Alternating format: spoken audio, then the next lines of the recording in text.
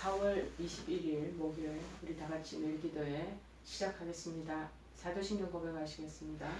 전능하사 천지를 만드신 하나님 아버지를 내가 믿사오며 그 외아들 우리 주 예수 그리스도를 믿사오니 이는 성령으로 잉태하사 동정녀 마리아에게 나시고 본디오 빌라도에게 고난을 받으사 십자가에 못 박혀 죽으시고 장사한 지 사흘 만에 죽은 자 가운데서 다시 살아나시며 하늘에 오르사 전능하신 하나님 우편에 앉아 계시다가 저리로서 산자와 죽은 자를 심판하러 오시리라.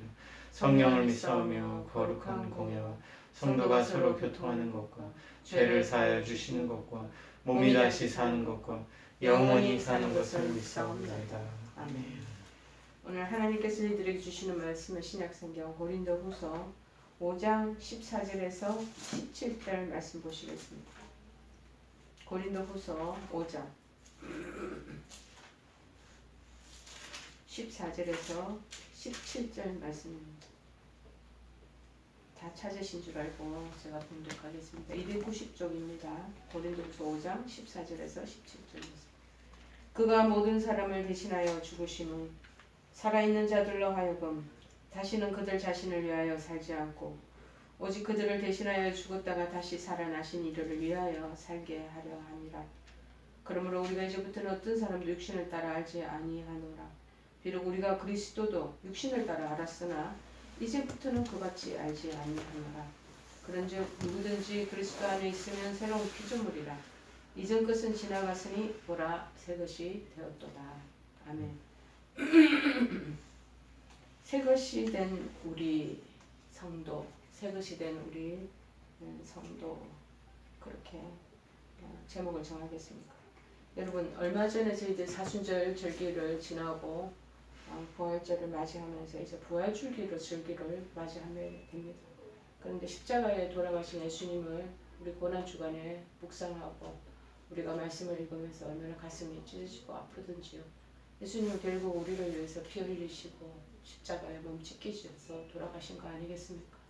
그 부분에 대한 것들을 우리가 우리 자신의 신앙하고 같이 연결시켜야 할 부분이 있다라는 것입니다. 이 십자가의 죽음은 우리 자신의 죽음을 얘기하는 거예요. 우리가 옛날의 습관과 죄송합니다. 옛날의 습관과 옛날에 내 방식대로 살았던 거를 예수님 돌아가시듯 십자가에 다 죽여야 된다는 것이 못을 박아야 된다는 것. 그래서 옛날에 내 나쁜 하나님으로부터 벗어나 있는 하나님 뜻에 합당치 않은 습관이나 그 다음 나의 신앙관 그리고 나의 어떤 라이프라고 그럴까요? 삶이라는 것 이런 것들 다 십자가에 못 박고 이제는 내가 다시 예수님이 부활하신 것처럼 돌아가신 예수님이 무덤에서 다시 부활하신 것처럼 우리도 우리 옛날 것을 죽였고 못을 박았던 우리가 다시 되살아나서 다시 부활의 영광을 맞이해야 된다는 거예요. 그러면 이제는 내 뜻대로 내가 원하는 대로 세상의 가치관대로 사는 것이 아니라 하나님의 가치관, 하나님이 기뻐하시는 그 뜻을 쫓아서 사는 것이 마땅하다는 것을 말씀해주고 있습니다. 이제부터는 그래서 16절에 우리가 육신을 따라 알지 아니하노라. 비록 우리 그리스도도 육신을 따라 알았어요. 우리 세상 속에서 있을 때 예수님을 만난 거잖아. 예, 알았지만 이제부터가 중요한 거예요. 66절에 우리가 기억해야 될 것은 이제부터는 이게 두 번이나 나옵니다. 이제부터는 육신을 따라 알지 아니하노라. 그리스도도 육신을 따라 알았지만 이제부터는 그런 식으로 이제 알지 않겠고 그렇게 살지 않겠다라고 말하는 거 아니겠습니까? 왜냐? 그리스도 안에 있어서 이제 우리가 다시 새로운 사람이 됐다라는 거예요. 새로운 이제 피조물로 다시 재탄생되었다. 그러니까 옛날 모습으로 옛날에 옷 끄집어내가지고 그대로 입고 다닌다거나 옛날의 습성을 그대로 되풀이한다거나 그런 모습들 다 벗어버리고 새 옷을 갈아입고 새롭게 출발하자. 이 말을 지금 저희들에게 말씀하고 있습니다.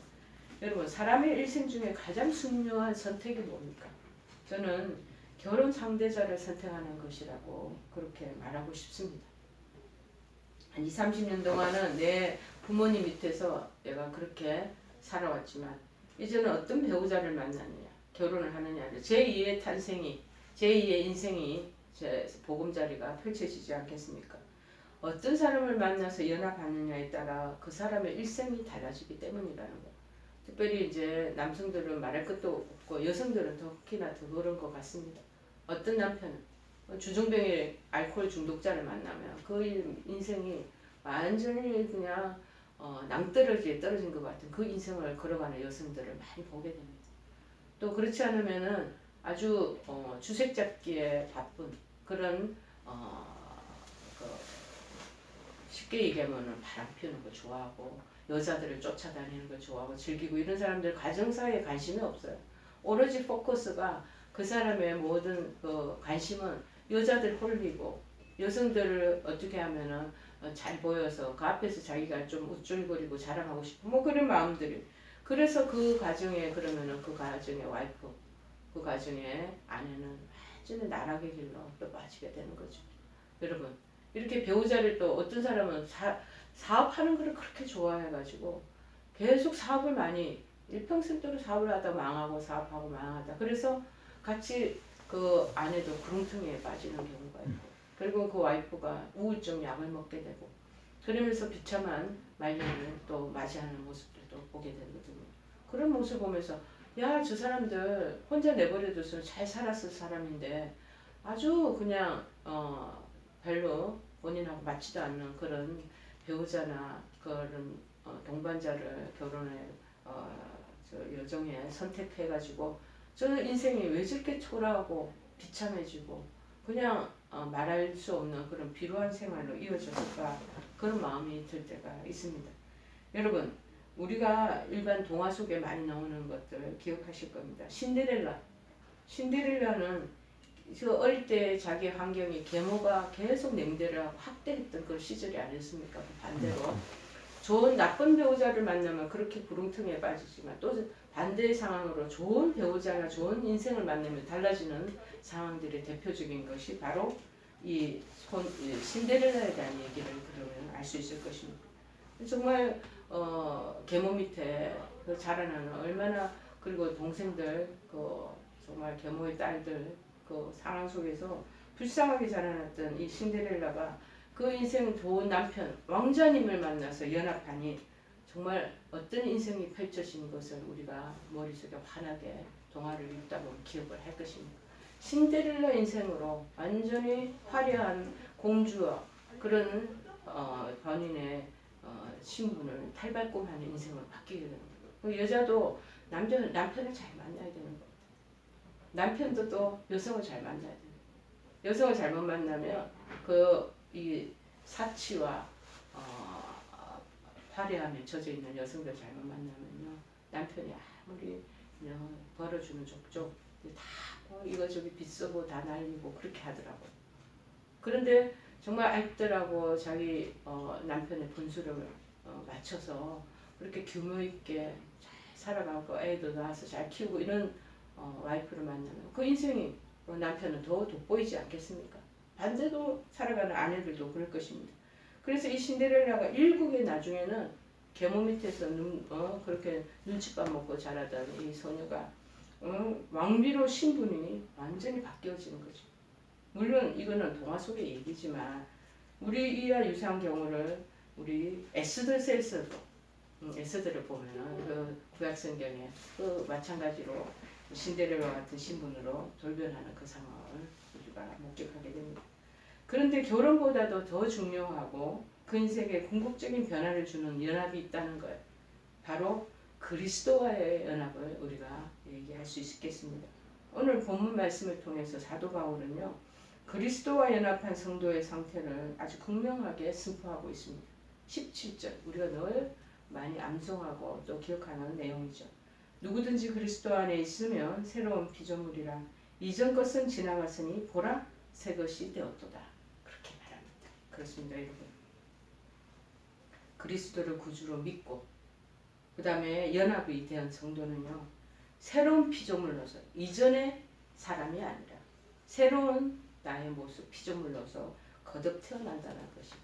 저에게 적용시키면 이전의 30년의 세월은 일반 자연인의 삶으로 하나님도 모르고 그렇게 살았다면 이제 이후에 남은 인생의 한 극한에까지 하나님께서 동행하시고 연합해 주셔서 완전히 변화된 신분으로 살게 된다는 것입니다. 여러분 무엇이 새롭습니까? 자, 첫째 예수님과 연합되게 되면 신분이 새로워집니다. 우리도 예수님의 구원의 그 은총에 합류하면서 하늘나라의 시민권자가 된 거예요. 미국의 시민권자 취득하기 굉장히 어렵습니다. 요새는 더 유색인종들이나 외부에 있는 이민자들한테 이 시민권 내주는 거를 까다롭게 하더라고요. 자, 그런데 이제 하늘나라의 그 시민권자는 아무나 될 수 있는 게 아닌데 예수 그리스도와 합하여진 사람들, 그래서 연합이 이루어진 사람들에게는 아주 특권, VIP 중에 VIP인 하늘나라 시민권이 신분이 새로워진다라는 것입니다. 바울도 그랬습니다. 예수 믿기 이전 우리의 상태, 본질상 에베소서 2장 3절에는 진노의 자녀라. 아주 하나님이 우리 세상에 젖어 있는 저희들을 볼 때마다 하나님께서 처벌할까 아니면 심판할까 이런 기도의 마음으로 가득 차 있던 진노의 자녀였다는 거예요. 자, 죄로 인해 죽을 수밖에 없는 비참한 존재라는 것이죠. 그런데 예수를 믿음으로 내 구주로 받아들이고 내 인생의 주인으로 하나님이 이제 우리들의 삶을 진짜 디자인하시고 우리를 이끌어 가십니다. 우리의 주인이 된다는 것을 믿음으로써 신분에 대한 변화가 나타나게 됐습니다. 자, 갈라디아서 4장 6절 7절은 아주 적나라하게 언급하고 있습니다. 너희가 아들이라는 거예요. 아들이고 딸이라는 거예요. 하나님이 그 아들의 영을 우리 마음 가운데 보내사 우리가 그래서 하나님을 뭐라고 그러냐? 아버지라고 부르게 된다라는 것입니다. 아무나 아버지하고 부르지 않아요.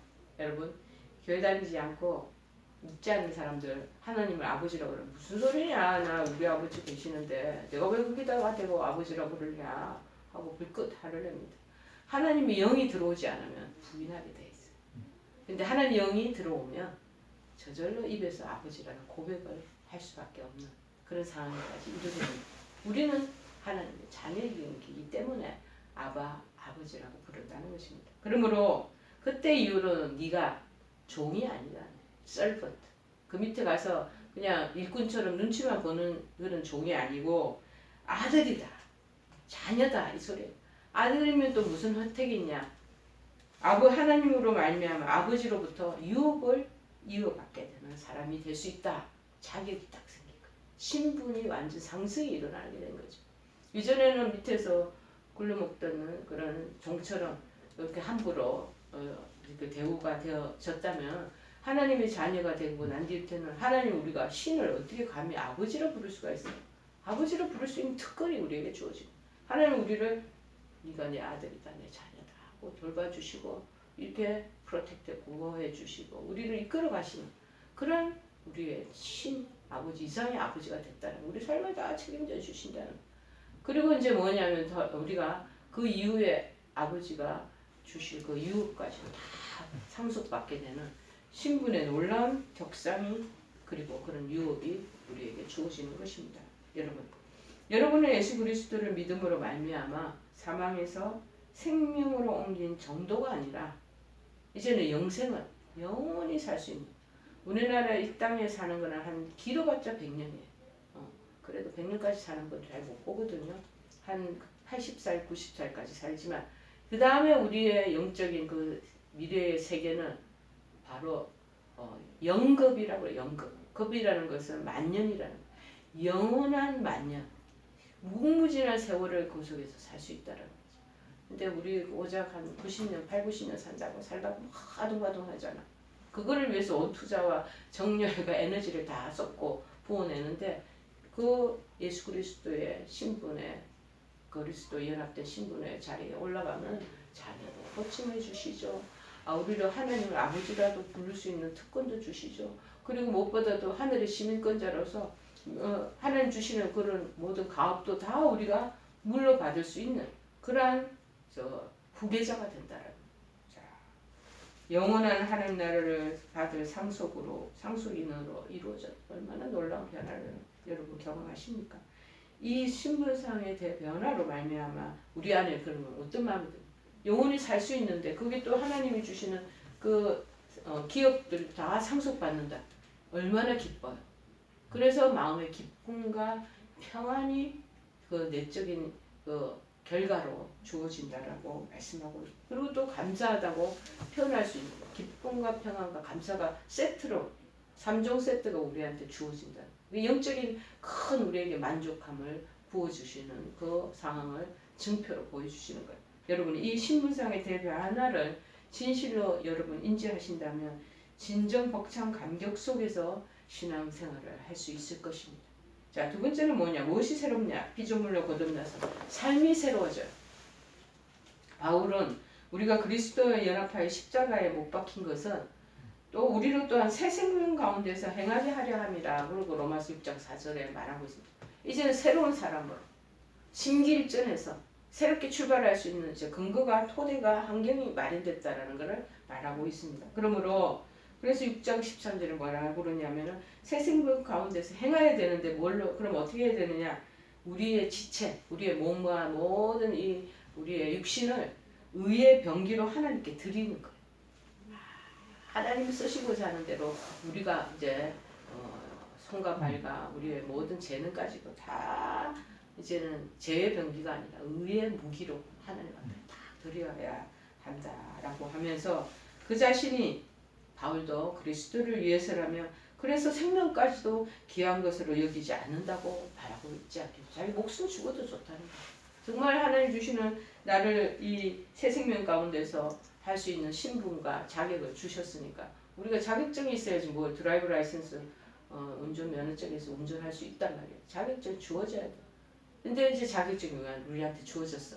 그러면 이제 운전하고 나가야 되잖아. 우리도 이제 행하려고 그러면 뭐냐? 정말 우리의 목숨과 우리의 마음과 우리의 모든 손과 발을 다 향하면서 하나님 앞에 의로운 그 병기 무기로 사용되도록 하나님 드리겠습니다 하고 드려야 된다는 거예요. 그래서 사도행전의 20장 24절에 사도 바울이 고백하는 것이 뭡니까? 나의 달려갈 길과 주 예수께 받은 사명 곧 하나님의 은혜의 복음 증거하는 일을 마치려 하면은 나의 생명을 조금도 귀한 것으로 여기지 아니하노라. 그렇게 말. 자기 생명, 목숨, 내 가족, 우리 피부치나 가족들이 있으면 그게 또 막 연연한다고. 이것조차도 내 목숨까지도 귀하게 여기지 않고 그래서 계속 하나님 앞에 의의 병기로 사용되도록 내 자신을 온전히 드릴 수가 있다라고 말하고 있습니다. 이 여러분 피조물이 되어야지. 이 놀라운 신분 변화의 이 격상을 경험하면 그것이 너무 감사해서 그렇게 삶이 새롭게 바뀌어지는 놀라운 은혜를 체험하게 되는 것입니다. 이처럼 그리스도 안에서 우리에게 일어나는 변화는 굉장히 구체적으로 나타나요. 그 다음에 총체적인 삶의 변화로 나타나요. 증표가 어디 있냐면 그 사람의 삶의 모습을 보시면 알 수 있습니다. 그래서 하나님이 저 안에서 일하시는구나 느낄 수 있다라고. 자, 나를 위해 살던 그 옛사람의 삶이 다 죽어버려요. 나를 위해서, 내 영광을 위해서, 내 부귀를 위해서, 내 안락을 위해서, 내 평안함을 위해서 나 하던 것도 다 내려놓고요. 이제는 그리스도, 그분을 위해서 사는 그런 새로운 새 삶이 부여되게 된다는 것입니다. 여러분 로마서 14장 8절에 얘기합니다. 우리가 살아도 주를 위하여 살고 죽어도 주를 위하여 죽나니 그러므로 사나 죽으나 우리가 주의 것이로다. 그렇게 말합니다. 어저께 저희들이 교수 4대 우리 3개 고대 병원에 고대 안암, 고대 구로, 고대 안산 3개 병원에 기독 교수회가 있어요. 그 교수님과 우리 신우회가 같이 연합해서 예배를 드렸어요. 예배를 드렸는데 그때 제가 예배 설교하고 난 뒤 이후로 남아공화국 마다가스카르에 계시는 살짝 선교사님 의사이시면서도 이제 그곳에서 한 25년간 사역을 하신 이재훈 선교사님이 간증하는 그 사역에 보고를 하는 내용이 있었습니다. 오직을 찾아다니면서 그렇게 많은 수고가 나는 환자들 그리고 희귀병에 있는 환자들 그 외과 자기 의사더라고요. 그것을 집도하고 그 종양을 떼내고 그 어린아이 산모의 속에 있는 자궁의 태가 터져가지고 아기가 나오려고 그러는데 산모는 절도해서 죽은 상태처럼 혼절해 있고 그래서 그 아기를 자궁에서 빼내는 그 작업을 하는 그 모습을 보면서 그런 별별 사건이 한두 가지가 아니에요. 얼굴이 이렇게 종양이 나가지고 이렇게 특이해 혹부리 영감님처럼 이런 사람이 있지 않나. 등 머리 뒤에 이만한 거에 이상한 종양 같은 게 달려있질 않아. 눈알에 이 종양이 생겨서 눈알이 튀어나올 정도로 이렇게 해서 눈이 보이지 않는 사람. 얼굴 옆에 여기가 완전히 피부 암이 되어서 그게 혹이 커져서 종양이 커져서 코를 막아 숨을 쉬지 않는 사람. 이거를 또 제거하고 하는 것을 오지를 갖가지 찾아다니면서 기구도 굉장히 열악해요. 근데 거저 이런 것도 돈이니까 아까워서 아껴가면서 담낭에 있는 치료하는 사람은 그 수술하는데 얼마나 힘들겠습니까? 근데 그거 수술할 때 가서 그 2장만 썼다고 그래요. 그 정도로 아껴가면서 자기는 옹색한 그냥 그렇게 그런 집에서 살면서 그렇게 여러저러 온 다마스커스 그쪽 지역을 촌지를 찾아다니는. 그래서 나중에는 결국에 그 다마스커스 대통령이 그 표창장 비슷한 거를 니네들이 우리나라에서 이렇게 어려운 오지의 사람들을 살려내고 생명을 보여주고 하는 이거를 보니 감동이 된 거죠. 하나님이 그 마음에 감동을 시키신 거예요. 그래서 지금은 이제 앞으로 이제는 찾아다니고 이런 것에서 떠나서 이제는 의사들을 길러내고 훈련시키고 하는 센터를 만들고 병원을 짓고 하는 일로 지금 추진하는 그 상황을 보더라. 그건 뭡니까? 하나님 나라의 일은요. 그렇게 하나님이 선한 일을 하면 굉장히 확장을 시켜주고 익스펜딩을 막 시켜줘. 그 사람을 그렇게 쓰시는 거예요. 여러분. 우리는 이분들도 뭐냐. 그 위험한 처지에 있는 사람들. 여러분 그 생명이 보존되겠습니까? 그런데 죽어도 주를 위하여 죽고 살아도 주를 위하여 살겠노라. 목숨까지 다 내는 사람이에요. 그 외지에 나가서 선교하시는 분들은. 그런데 하나님 그걸 귀히 보시고 생명 살리는 일을 귀히 보시고 그래서 더 많은 부대 시설이나 그런 국립의대를 만들게 하시고 의사를 의료진들을 그쪽에 훈련시킨 사람을 보내서 거기 있는 사람들 자기네들 스스로가 그렇게 좋은 병원에 많은 인명들을 구하게 하기 위해서 그 사람들을 훈련시키는 일을 하게 하는 것. 저는 누가 생각나게 하면 140년 전에 우리나라 땅에 온 이 미국의 선교사님, 캐나다 선교사님.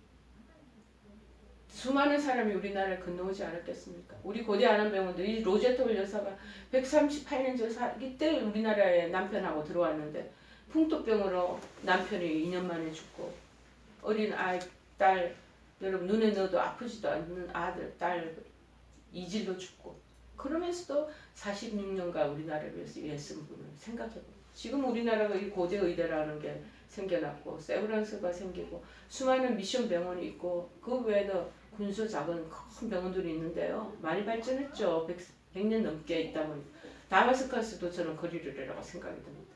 그 가서 생명 살리는 일을 하면 하나님이 그 일들에 대한 큰 확장을 하나님께서 풀풀 열매를 맺게 해주신다는 거예요. 여러분 이전에 나는 죄에 물든 육신의 종이었지만 이제는 주님의 의를 힘입어 하나님의 종으로 새롭게 태어나게 되는 그런 일들을 하게 되는 바울사도 같은 사람들이 생겨난다는 겁니다. 이제 여러분 자신을 위해서 여러분 자신의 소욕대로 살던 마음 자세를 이제 부활적 계획을 버리시기를 바랍니다.